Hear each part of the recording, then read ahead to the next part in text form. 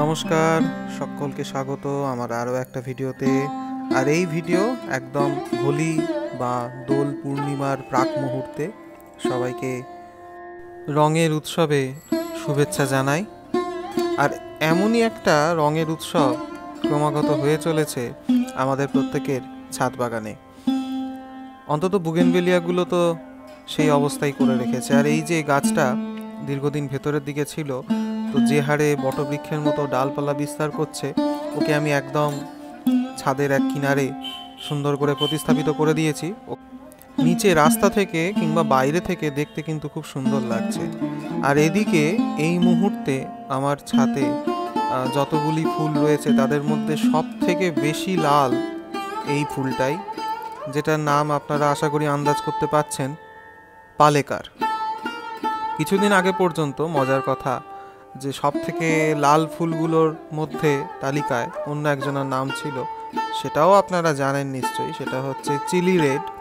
তো সেই চিলি রেডকে টেক্কা দিয়ে এখন কিন্তু পালেকার তার জায়গা ছিনিয়ে নিয়েছে।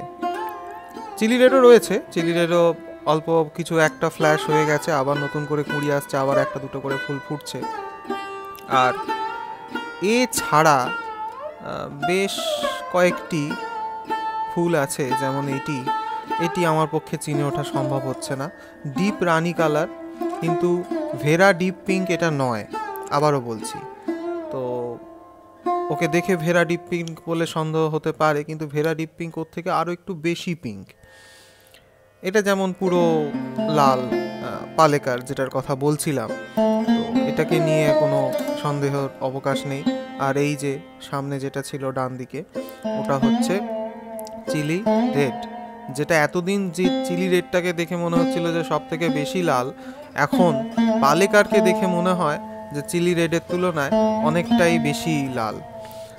তুলনাটা আরও সম্পূর্ণ হতো যদি আমার কাছে ফ্লেম বা রুবি এই মুহূর্তে এখানে উপস্থিত থাকতো, তো তাহলে পাশাপাশি দেখে তুলনাটা করা যেত।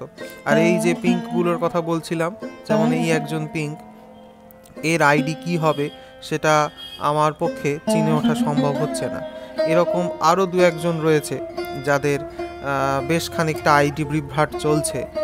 তো এটাই মজা এই ফুলগুলোর ক্ষেত্রে বা বাগানের ক্ষেত্রে, ভালোও লাগে বেশ। একদম শুরুতে যখন ফুলটা ফোটে তখন একরকম রং থাকে, একরকম ধারণা থাকে, আস্তে আস্তে ফুলটা যখন ম্যাচিওর হয় তখন আবার ধারণা বদলায়। যেমন এই ফুলটাকে নিয়ে দীর্ঘদিন আমি বেশ টাল বাহানার মধ্যে ছিলাম যে আইডি কি হতে পারে, ফর্মোসা হবে।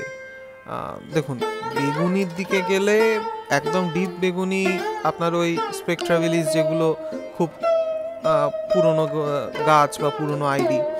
একদম নতুনের দিকে গেলে আপনার ডিপেস্ট পার্পেল, ওসব মিটে গেল, এটা হচ্ছে হালকা পিঙ্ক, এই হালকা বেগুনি।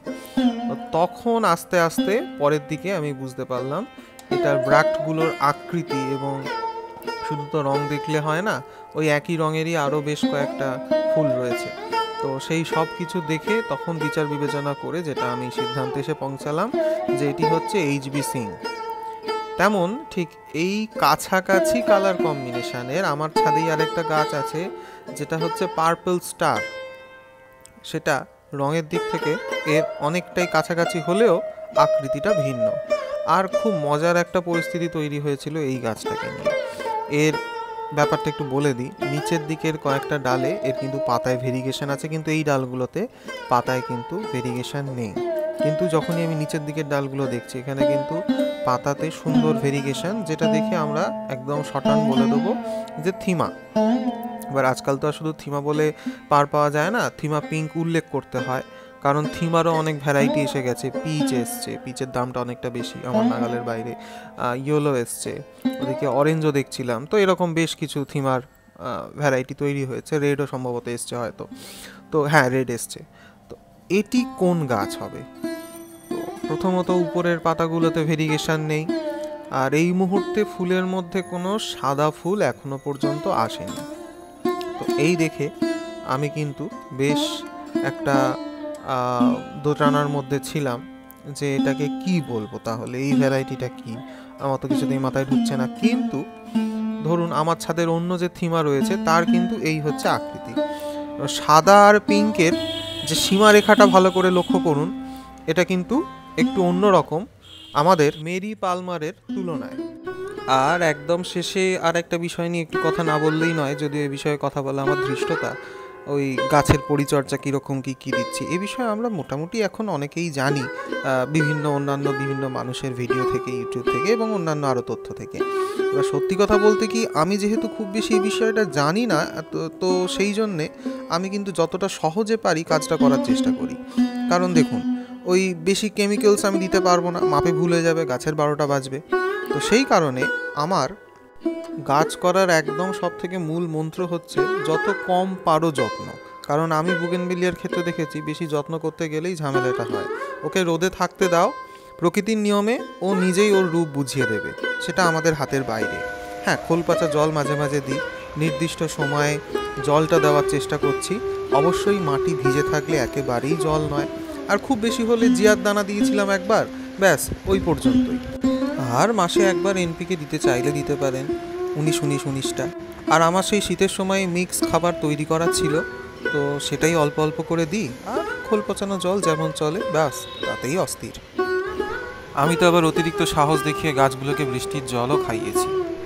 এবার আপনারা কমেন্টে জানান দেখি আপনাদের গাছগুলোর কি খবর। আজকের মতো টাটা।